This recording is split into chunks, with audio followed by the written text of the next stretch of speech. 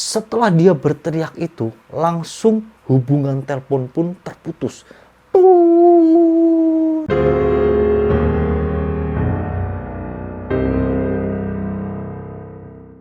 Hello guys, welcome to my channel. Gimana kabar kalian semua? Sehat? Sip, mantap. Kali ini guys, gua mau bercerita tentang cerita misterius ya. Kali ini berhubungan dengan telepon-telepon misterius yang terjadi di dunia ini. Tapi sebelumnya kalian subscribe dulu ya channel gua dan share sebanyak-banyaknya agar gua lebih semangat lagi untuk bikin video. Thank you guys. Kita lanjut. Cerita awal ini ada seorang mahasiswa bernama Brandon. Jadi Brandon ini berumur 19 tahun. Kejadian ini berlangsung pada tahun 2008. Ceritanya Brandon baru pulang dari kuliah. Dia menuju rumahnya. Di tengah perjalanan Brandon mengalami nasib sial. Mobilnya selip dan masuk ke dalam parit. Mobilnya ini nggak bisa maju, nggak bisa mundur, udah stuck aja gitu ya. Akhirnya Brandon pun menghubungi bapaknya. Pak, tolong dong, ini saya kecebur parit nih, mobilnya nggak bisa maju, nggak bisa mundur. Akhirnya bapaknya pun langsung menuju tempat lokasi yang disebutkan oleh Brandon. Setelah sampai lokasi yang disebutkan oleh si Brandon ini, bapaknya hanya menemui satu lapangan kosong. Jadi satu padang kosong pinggir jalan gitu. Gak ada apa-apa, si Brandonnya gak ada. Karena bingung akhirnya bapaknya pun menelpon lagi ke si Brandon kan. Dia telepon anaknya, dijawab sama si Brandon. Ya pak, gimana? Loh Brandon, kamu di mana? Ini saya udah di posisi yang kamu sebutkan. Kok kamu gak ada? Oh masa pak? Ini pak, saya ada di sini gitu kan, lokasi saya di sini. Jadi pembicaraan ini sampai berlangsung selama 45 menit. Lama banget. Selama pembicaraan itu mereka mendiskusikan itu aja, posisi dari si Brandon ini ada di mana gitu loh. Tapi sampai ke 45 menit ini gak ada hasil, si Brandon gak ada. Sampai akhirnya dari si Brandon ini terdengar teriakan. Si Brandon sebelumnya mengaku bahwa dia melihat dari kejauhan itu ada cahaya. Oh pak, ada cahaya. Cahaya apa itu? Kemudian gak lama si Brandon pun teriak, oh my god gitu, astaga. Nah setelah dia berteriak itu, langsung hubungan telepon pun terputus. Bapaknya bingung. Brandon, jawab Brandon, ada apa? Tidak ada jawaban sama sekali dari ujung telepon. Hingga kemudian bapaknya pun melapor ke kepolisian. Polisi langsung mencari itu Brandon di lokasi yang sekitar disebutkan oleh si Brandon itu ya. Mereka mengerahkan sampai 34 ekor anjing pelacak. Dan puluhan orang yang bantu mencari dari kepolisian. Cari. Ini pencarian dilakukan selama sampai 120 hari atau 4 bulan loh. Hasilnya mereka hanya menemukan mobil dari si Brandon. Brandon yang gak ada. Hingga sampai saat ini Brandon hilang secara misterius.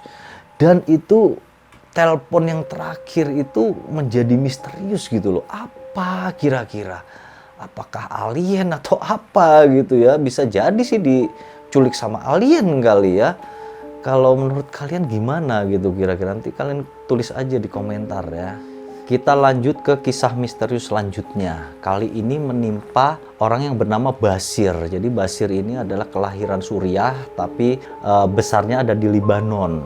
Dia imigran ke Amerika Serikat pada tahun 1970-an. Setelah itu, Basir memulai usahanya membuka restoran di Washington DC. Nah, peristiwa misterius telepon itu dimulai pada tahun 1983. Ceritanya si Basir ini ditelepon oleh seseorang yang suaranya seperti anak kecil perempuan. Tapi dia tahu bahwa suara itu adalah suara yang dibuat-buat Jadi dibuat mirip gitu aja seperti anak kecil. Telepon itu dialami oleh Bashir sampai ke 9 tahun berikutnya.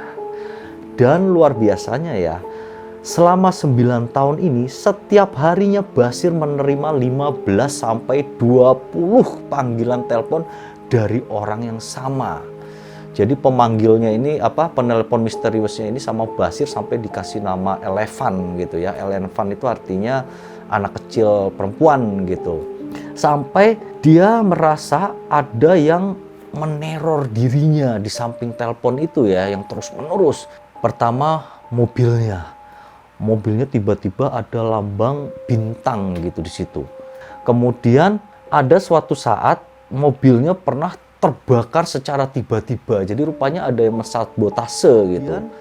Ancamannya itu tidak hanya menimpa dirinya, akhirnya menimpa keluarganya juga, menimpa karyawan restorannya. Sampai kemudian Bashir karena udah nggak kuat ya, mulai stres gitu kan, 9 tahun guys, gila juga. Dia melaporkan hal ini kepada FBI. FBI pun kemudian menyelidiki dengan cara mereka menanamkan penyadap di telepon dari si Bashir.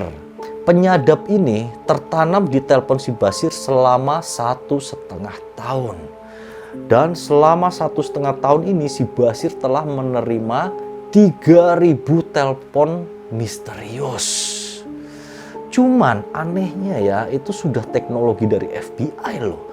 Dari 3.000 telepon misterius ini, FBI sama sekali tidak mengetahui jejak dari penelpon ini dari mana. Lokasinya di mana, itu nol. Gak ada info sama sekali. Luar biasa. Sampai akhirnya pihak FBI ini kan tidak mendapatkan hasil apa-apa gitu ya. Hingga telepon ini terus-menerus masih mengganggu si Bashir ini 20 kali sehari. Sampai akhirnya Bashir pun stres, akhirnya setengah gila guys. Bashir sampai setengah gila, sampai dirawat ke rumah sakit jiwa. Karena dia udah gak kuat lagi menerima telepon teror misterius tersebut. Luar biasa, kebayang ya stresnya kayak apa gitu. Masalahnya nggak dia sendiri gitu, keluarganya semua juga diancam gitu. Sampai saat ini telepon misterius yang menimpa Bashir ini nggak terlacak sama sekali. Kemudian kita lanjut ke telepon misterius selanjutnya.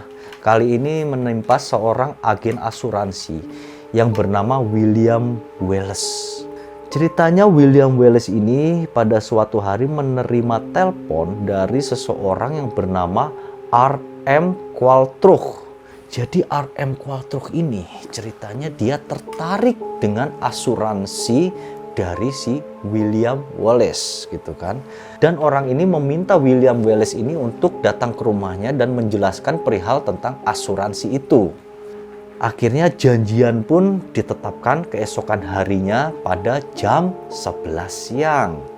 William Wallace pun berangkat menuju rumah dari si penelpon kan, si R.M. Qualtrough ini. Begitu sampai lokasi yang disebutkan ya, ternyata lokasi itu adalah kosong. Gak ada rumah sama sekali.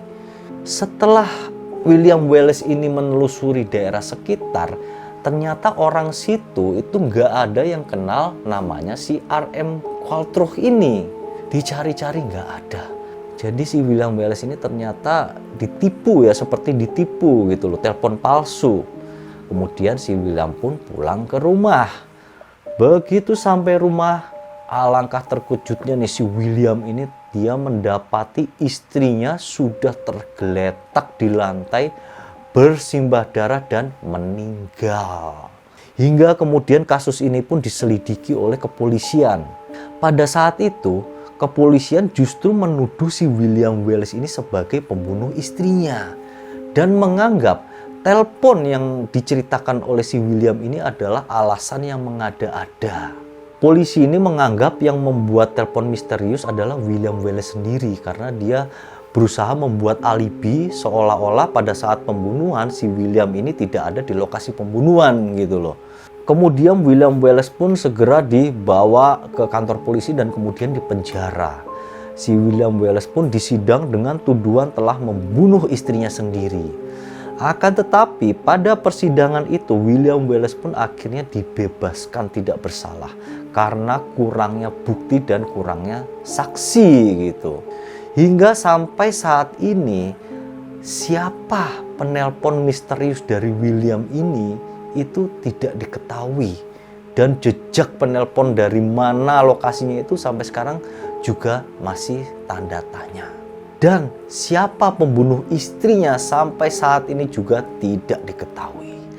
Kita lanjut ke peristiwa telepon misterius selanjutnya. Kali ini menimpa seorang laki-laki yang bernama Charles Peck.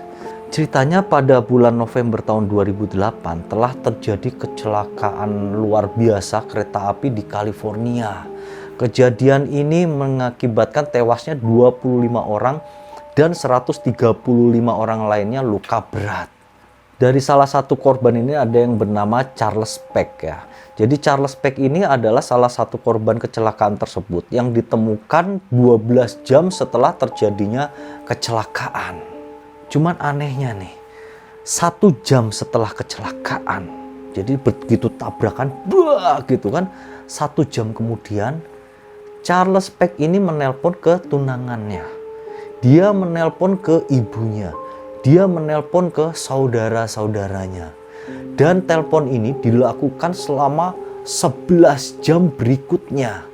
Berarti itu dilakukan sampai 12 jam ya ditemukannya jenazah si Charles Peck ini gitu. Dan kalau telepon tersebut diangkat, itu bunyinya bunyi statis doang. Seperti itu aja. Cuman kalau anggota keluarga dan tunangannya ini mencoba nelpon balik, itu telepon gak diangkat-angkat. Itu dilakukan terus selama 11 jam. Jadi selama 11 jam itu kalau dihitung setidaknya ya setiap orang itu menerima sampai 35 panggilan telepon dari Charles Peck. Memang pada saat itu tunangan dan anggota keluarganya ini semua tahu bahwa Charles Peck ini terlibat atau jadi korban dari kecelakaan kereta api itu ya. Jadi mereka meskipun sedih tapi masih ada harapan sedikit gitu. Buktinya Charles Peck ini bisa terus menghubungi keluarga dia gitu kan. Meskipun dia tidak bisa ngomong tapi dia bisa mencet-mencet tombol telepon. Itu harapan keluarga gitu kan. Jadi si Charles ini masih hidup. Kemudian Charles ini setelah 12 jam pencarian ya oleh tim pencari itu di lapangan, tidak ditemukan jenazah Charles Peck. Sampai akhirnya mereka mencari jenazah Charles Peck berdasarkan dari sinyal telepon yang dilakukan oleh Charles Peck.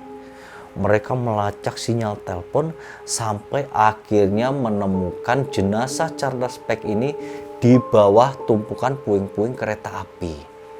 Dan pada saat ditemukan Charles Peck memang sudah meninggal berjam-jam sebelumnya.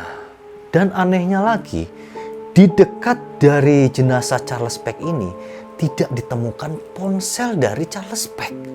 Apabila telepon ini dicuri ya dari Charles Peck, jelas kan kalau dilacak berarti dapatnya telepon ini tidak di jenazah itu dong. Dapatnya sinyal ini pasti di tempat di mana pencuri berada gitu kan. Jadi gak mungkin telepon ini dicuri. Tapi kenapa begitu sinyal dilacak ketemunya di jenazah si Charles Peck? Dan dari tanda-tanda jenazah Charles Peck ini, tandanya udah menunjukkan bahwa dia telah meninggal berjam-jam sebelumnya. Jadi selama melakukan panggilan-panggilan ini dia diperkirakan sudah gak ada. Hingga sampai saat ini memang kisah dari Charles Peck ini jadi misterius gitu ya. Kok bisa gitu? Apakah telepon ini berasal dari orang yang sudah meninggal gitu? Dari kisah Charles ini kita pindah ke seorang laki-laki yang bernama Frank John.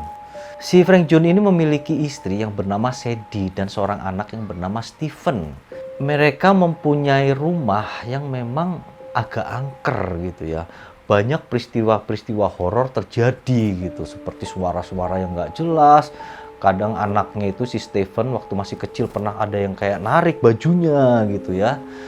Kemudian mereka pun akhirnya karena takut juga gitu, mereka memanggil seorang paranormal gitu ya, atau orang pinter lah kalau di sini gitu. Mereka menugaskan dia untuk membersihkan rumahnya. Setelah dibersihkan, itu rumah akhirnya berhasil aman, berhasil tidak ada gangguan lagi. Tapi itu berlangsung hanya selama 5 tahun. 5 tahun kemudian terjadi rentetan kematian yang menyedihkan di rumah tersebut. Secara tidak jelas gitu ya, anaknya si Stephen ini tiba-tiba sakit kemudian meninggal. Dan itu gak lama disusul oleh istri kesayangannya dari Frank Jones ini yang bernama Sadie. Istrinya pun ikut meninggal tidak beberapa lama kemudian. Jadi rupanya istrinya si Frank ini mempunyai sebuah handphone. Handphone tersebut sangat disukai oleh istrinya. Hingga kemudian saat menguburkan jenazah istrinya ini, Frank Jones entah apa yang ada di pikirannya gitu ya. Dia berinisiatif untuk menguburkan juga ponsel dari istrinya ini di sebelah istrinya. Setelah peristiwa penguburan istrinya ini, gak lama guys, itu hanya berselang 3 hari kemudian, Frank Jones ini menerima telepon dari nomor yang tidak muncul di handphonenya gitu. Pemanggilnya siapa gak ada gitu ya. Jadi kalau dia angkat telepon itu gak ada suara. Kemudian dia mendapatkan pesan dari telepon itu. Pesannya itu gaya bahasanya itu persis banget sama gaya bahasa istrinya yang sudah meninggal. Ternyata peristiwa ini tidak hanya dialami oleh Frank Jones saja, tapi dari saudara-saudaranya Frank Jones ini dan saudara dari istrinya ini juga menerima pesan dan telepon yang serupa. Kemudian ada lagi peristiwa nih, suatu ketika Frank Jones menerima telepon dari telepon rumah. Cuman ini berupa miss call aja ya, miss call dari telepon rumah. Padahal Frank ini yakin banget di rumahnya itu gak ada orang sama sekali. Dia saat ini hanya tinggal sendiri setelah ditinggal istri dan anaknya. Sedih banget ya si Frank Jones. Kemudian karena penasaran, dari kantor ini kan dia nerima teleponnya itu di kantor ya. Karena penasaran dia langsung pulang bergegas ke rumah. Begitu sampai rumah, hal pertama yang dirasakan adalah bau rokok dari rokok yang biasa dihisap oleh istrinya. Kemudian dia kaget, mulai merinding, dia pun memasuki rumah. Semakin Frank Jones ini dalam memasuki rumah, dia pun mencium bau aroma parfum, bau tubuh dari istrinya Sadie yang sudah meninggal. Dari sini gue udah bisa nyimpulkan kalau kisah si Frank Jones ini horor guys. Ini gak bisa dijelaskan dengan secara logika gitu ya. Dan memang dari pertama hingga cerita yang kelima ini aneh semua sih ya. Cuman Frank Jones ini yang berbau horor banget kalau menurut gue gitu. Ya segitu saja ya kisah untuk hari ini. Semoga bisa mengisi hari kalian saja. Terima kasih atas perhatiannya. Thank you and see you.